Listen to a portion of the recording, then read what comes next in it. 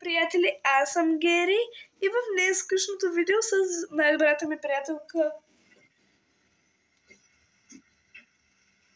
Вики ще ви покажем кои са нашите топ 5 любими сериала. Ето така ще ви направя, за да може да виждате и Викито. Сега ще ви оправя. Първо ще почне тя, а после аз, защото просто така решихме. Ето я и нея. Хайде, Вики, започвай. Аз на пето място съм сложила Семейство Симпсън. На мен ми харесва сериала, но в някои епизоди има много пустоти. Но това е на пето място. Гери? Ами аз на пето място, щом почнахме, мисля, че ще почна от първо, но както де, съм сложила черешката на тортата, това е много яко. Сега не знам дали са сериали или е предаване, не знам. Пишете ни долу в коментарите, но да, гледам го почти всеки ден, но не винаги. Даже само събота и неделя. Така че, Вики на четвърто място. Аз на четвърто място сложих Вампирите от Норич. Това е един YouTube сериал, който за жалост имаше само 8 епизода, но аз се надявам скоро да има и втори сезон, защото много ми харесва. Аз съм сложила от Местопрестъплението в Майами. Това е много як сериал, но има много убийства и не го препоръчвам за деца по 12 години. То по принцип сериалът е криминален, затова има убийства. Да, но аз е също як. го гледам, но не ми е в топ 5, в 10. Давай, Вики, ти си. Аз на трето място сложих Хавай 5.0. Този пак е криминален сериал. Има доста странни случаи, но не ми харесват повече криминални сериали. Ами, май сме... трето място? Май имаме телепатия с Викито.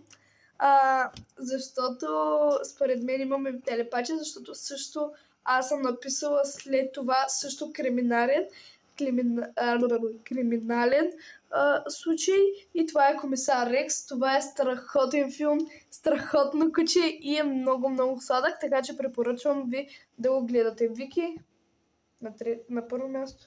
Аз на второ място сложих Комисар Рекс и Хъдсън и Рекс. И Гери да те подправя, то не е филм, то е сериал. Сложила съм и двете, понеже те са еднакви, просто са на различни държави и се казват по различен начин.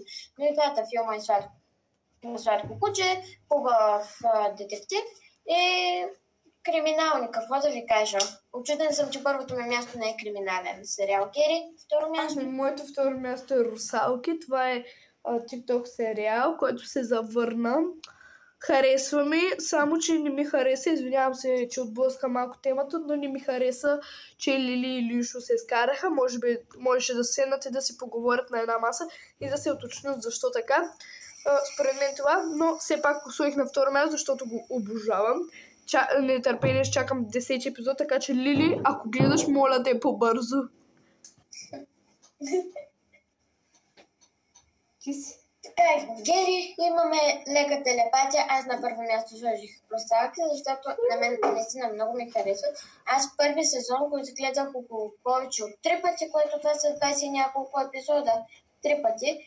Наистина според мен е много хубав TikTok сериал, но не ми харесва, че го качват само 3 пъти в седмицата по един епизод, който е по 5 минутки. И ако го качваха по-често, ще да е много по-хубаво, така че ако някой фен, някой от каста на Русалки гледа, да каже да го качват по-често. Ами, аз пък на първо място съм сложила Вампирите от Норич. Това е страхотен сериал. Също почва не е криминален, но як е. Но мислех, че е по-страшно, защото самите илюстрации изглеждат страшно, но по принцип не е. Може да се гледа и вечерта, и сутринта, може да сте сами, защото изобщо не е страшно. И общо взето това е. Чао от мен и от Вики. Обичаме се. Чао! И да ни последвате.